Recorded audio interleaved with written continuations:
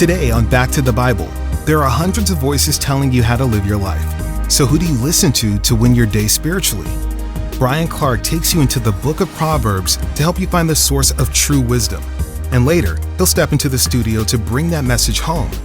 All right, let's go to Bryan with today's message from the book of Proverbs.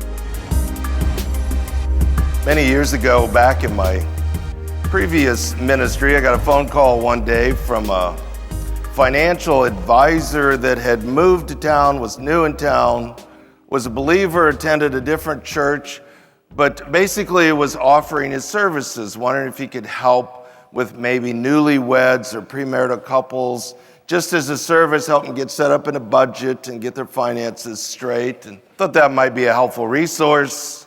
So I set up a lunch with him, and we met, and one of the first things I said is, just tell me a little bit about yourself.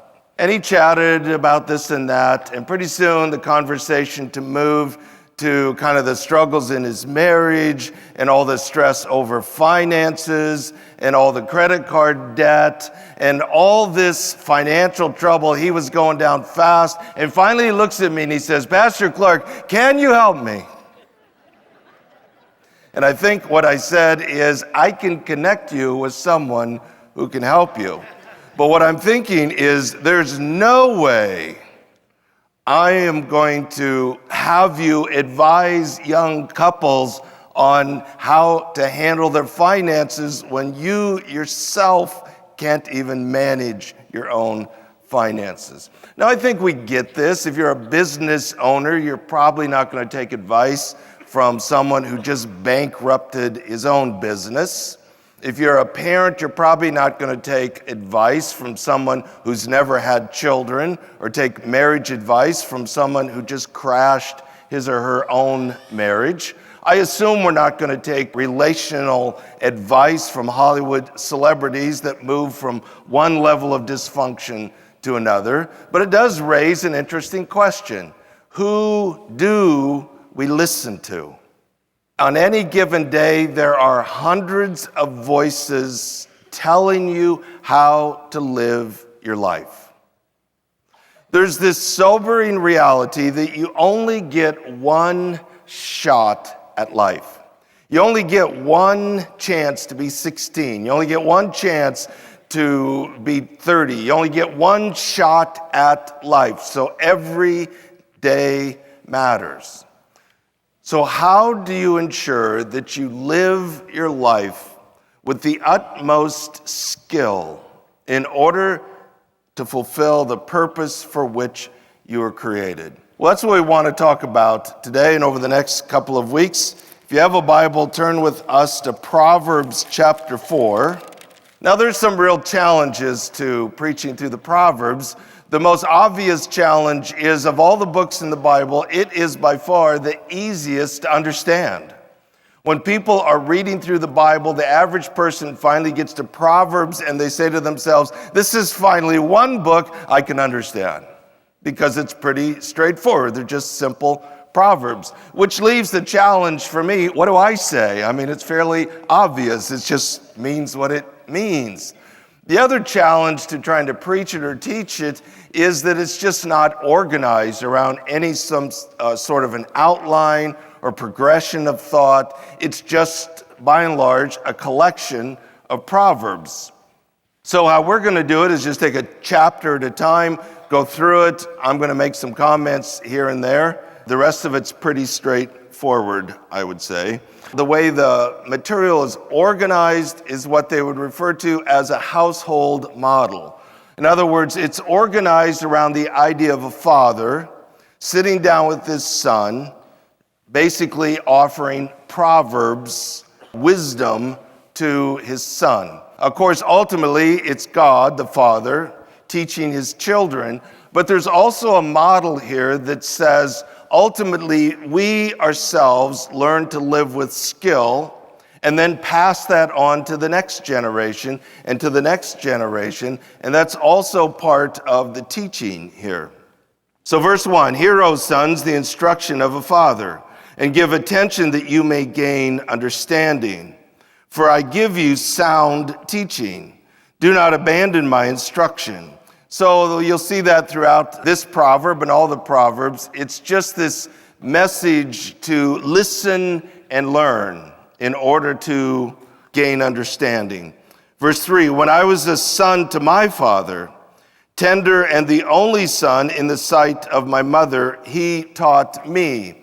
So basically you have the father saying, this is how I was taught. This is what my father taught me, and I've tried to live this way, and now I want to teach you. So you have this generational model.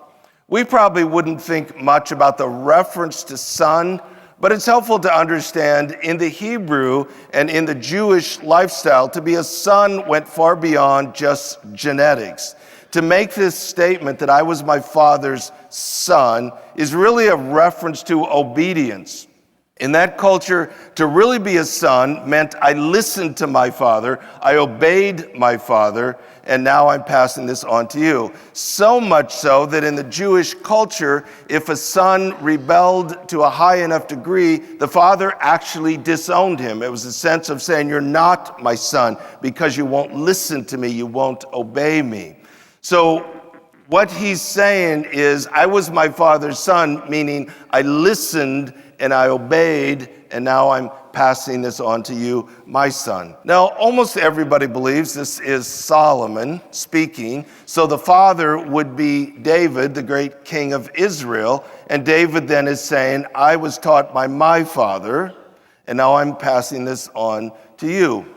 He also makes reference to his mother, which would have been Bathsheba. So there is a reminder here that failure's not final. No matter how many ways you've messed up, it doesn't mean you're out of the game. Yes, David and Bathsheba messed up. It was an unfortunate, adulterous affair that had all kinds of consequences. But the reality is, if you look at the scope of David's life from the beginning to end, he was a remarkable man of faith. Without question, the greatest king in the history of the Hebrew people, and the Bible itself describes him as a man after God's own heart. We have this habit of taking this failure and having it define the entirety of David's life, which just isn't correct. It was a failure, it was a mess, but it by no means defines the entirety of his life. There should be hope for all of us in the realization that David and Bathsheba could come together and still say, we have sought God's wisdom and to live that way, and we're seeking now to pass it on to you. Many people want to be in God's Word daily, but where do you start? And how do you keep going? Well, if that's something you struggle with, we can help with an exciting variety of free daily Bible reading plans for you. Choose from Bryan Clark's 21-day Bible reading challenge, or maybe you'd like our 6-month reading plan. We also have chronological and historical plans. They come directly to your email, only take about 10 minutes a day, and include a few questions to help you process what you've read. It's a great opportunity to move forward in faith. So get started today at backtothebible.org. That's backtothebible.org. Today's message continues in Proverbs chapter 4. Here's Bryan. Verse 4, then he taught me and said to me, let your heart hold fast my words, keep my commandments and live. You'll see this several times in this proverb, but the idea that the point of skillful living, the point of wisdom, is in order that we might live, in order that we might live life to its fullest.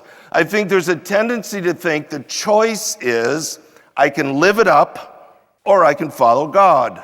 And I would say that is a lie from the enemy. I would say it this way, if you want to really live it up, listen to God. Because God's wisdom is the way of life. This is the way to get everything that your soul longs for, to get all that God wants you to experience in life. Verse 5, acquire wisdom, acquire understanding. Acquire carries much more than just the idea of purchase, carries the idea of highest value. In other words, if you have to sell everything in order to acquire this because this is so valuable. It's the idea of pursuing wisdom with all your heart, that it is my highest value. We have a tendency consistently to talk about how busy we are. I understand that everybody's busy. Fine, we'll get that out. But the reality is everybody has time for that which you truly value. So the idea of acquire wisdom is it's something that really matters to me. It's something I value. Basically, Proverbs chapter 4 is not dispensing the wisdom. It's starting with first you have to want wisdom. That's step one in the process. It has to be a value for you. Now let's define terms a little bit. You have the term wisdom and understanding. There's this couplet of terms that show up again and again in Proverbs, in Psalms. They're a familiar couplet. The idea of wisdom is basically seeing with discernment. I like to move it out of kind of that vague terminology and bring it down to it's actually talking about skillful living. I think if you bring wisdom down to its most practical language, how do you live life with a high degree of skill? So the idea of wisdom is that discernment. What does that mean? The idea of understanding carries the idea of implementing that. In other words, then how do I do that? I understand what skillful living looks like. Understanding is then how do I actually execute that in everyday, ordinary circumstances? So you'll see those words again and again here through Proverbs. Acquire wisdom, acquire understanding. Do not forget nor turn away from the words of my mouth. Do not forsake her. She will guard you. Love her, and she will watch over you. It's interesting that the discussion turns to the idea of wisdom being like a lover. It's the imagery of someone pursuing passionately a lover. And if you love her, then there's great benefit in that. Verse 7, the beginning of wisdom is acquire wisdom. And with all your acquiring, get understanding. It's the idea that if you want to live with a high degree of skill, it starts with wanting passionately to live with skill. You have to want it. The question is, how bad do you want it? Wisdom does not necessarily come with age. As the years go by, the only guarantee is that we get older. There is virtually no guarantee that we get wiser. As a matter of fact, I've known 50 and 60 and 70-year-olds that are still very foolish. I have also known 16-year-olds that are very, very wise. We have this saying that hindsight is always 20/20. I would suggest to you that is absolutely not the case. I see this all the time. It's not 20/20. I can't even begin to tell you how many people I see that continue to make the same foolish decisions again and again and again and again. Hindsight is not 20/20. Some people just don't get it. They didn't get it when they were 20. They don't get it when they're 40. They don't get it when they're 60. So wisdom is not automatic. And that's what the text is saying. The beginning of wisdom is to want it, and to want it badly, to passionately pursue it. Again, verse 8 reminds us, like one would pursue a lover. Prize her, and she will exalt you. She will honor you if you embrace her. The language there is actually not just pursue her, but that you love her, you hug her, literally that you cuddle up with her. It's this romantic image of pursuing wisdom, like wisdom is a lover, and you're pursuing with all of your passion to hold her and to hug her and to embrace her. You know, love makes us do funny things. I remember way back in the early 80s, I was a student at the University of Nebraska. I lived right down by Lincoln High at 24th and B. Patty lived right up here at Highway 2 and 48th. I was a student. I was paying my own way through school. I didn't have any money. My only mode of transportation was a motorcycle. I had a little Honda 360, and those were great motorcycles, although in the dead of winter, it was somewhat problematic. But I was in love. So 3 or 4 times a week, in the dead of winter, I would put on my coveralls, I'd put on my mittens, I'd put on my scarf, I'd put on my helmet, I'd put on every layer I had to, and I would putter on my motorcycle from 24th and B all the way out here to 48th and Highway 2 in order to see the woman I loved. Now, nobody made me do that. There wasn't a rule. I wasn't required. I did that because I was crazy in love. That's basically the imagery that the psalmist is using, that we have that level of passion, that level of focus, that level of determination to pursue and understand and execute wisdom in order to live our lives with great skill. Verse 9, she will place on your head a garland of grace. She will present you with a crown of beauty. The Hebrew word used for crown is not like a king's crown. It's referring to what they would have called a victor's crown.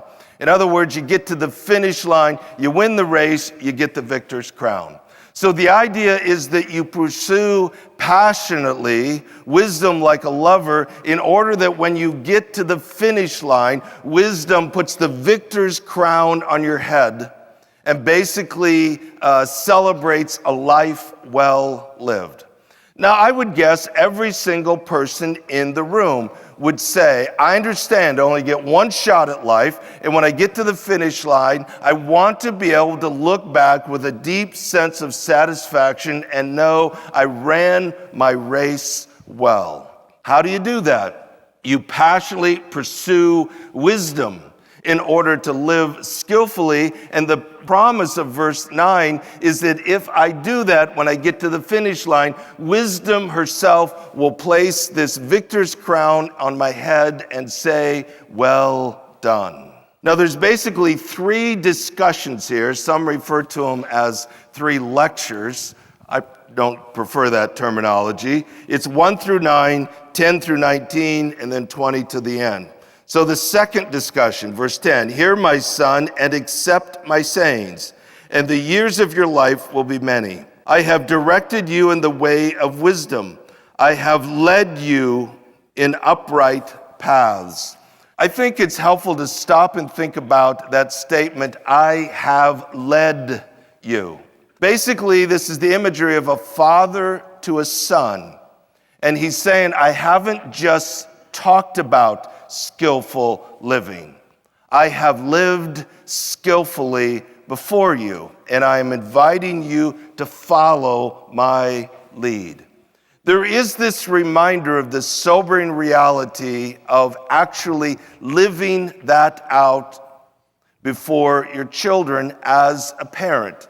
I think for us that are parents, the goal should be to be able to lay out every area of my life, both private and public, and say to my children, here it is. And I'm inviting you to follow my lead and live skillfully. It would be equally true with anyone that you're mentoring or discipling or leading. The idea is that you are demonstrating for them how to live out these great truths from God skillfully in a very confusing world in such a way that they can follow. If there's anything in your life, publicly or privately, that prevents you from laying it all out in front of somebody else and saying, hey, check it out. I'm inviting you to follow my lead. Then deal with it. That's a really helpful way to think about it. Whatever it is that would prohibit you from doing that, deal with it in order that you might live skillfully and then teach others to live skillfully as well. Up next, Bryan Clark reviews today's message to help you move forward in faith. So one of the questions we're wrestling with in Proverbs chapter 4 is, who do we listen to? Who do we listen to that advises us in how we live our life? One of the things that Proverbs 4 reminds us is we have to be skillful if we're going to teach others how to be skillful, something that's passed down from generation to generation. And one of the points of emphasis is this has to be something we value. It doesn't just happen. I understand we're all busy. I hear people talk about it all the time. But it's also true, everybody has time for what they think is important. So do we value wisdom? Do we value living skillfully? You have to want it. You have to pursue it. The proverb talks about pursuing it like a lover, so with great passion and energy. I know sometimes people think wisdom comes with age. I would say that's not necessarily true. I know a lot of people that are older, and they're just older. They're not wiser. And I've also known some really young people that had a lot of skill and wisdom. I also hear people say things like hindsight's always 20/20, and I'm just going to tell you after 38 years of being a pastor, it's not. I'm amazed at how many people look back and still don't get it and keep repeating the same mistakes. So that's a really important point to consider in Proverbs 4 is, do we really want to live skillfully, and how much do we want it? And how important is it to us? And are we willing to pursue it in order to gain the skill that's going to deliver the life that our soul longs for? So one of the interesting things about this Proverbs is it mentions in verse 9 the victor's crown. It's not talking about like a king's crown. It's talking about at the end of a race getting a wreath or a crown that really carries this idea of someone who's run a good race in life, and at the end, God gives them their reward. I think it's sobering to think about the fact you only get one shot at life. There's no do-overs, and so we have to do everything we can to run well for the victor's crown. And part of what the proverb talks about is a father is saying to his son, you need to follow my lead. You need to live skillfully as I live skillfully. And I think a good question to leave us with is to think about if there's anything in your life that would prevent you from saying to someone else, follow me, live like me, then you need to address that and change it so that we have the freedom to say to others, follow me as I seek to show you how to live skillfully. This is Back to the Bible with pastor and Bible teacher Bryan Clark. Enjoy your weekend, and as always, we encourage you to spend time in worship at your local church. Then come back on Monday for more encouragement from God's Word, here on Back to the Bible. To listen again or share this program with a friend, visit backtothebible.org or find us on your favorite podcast app.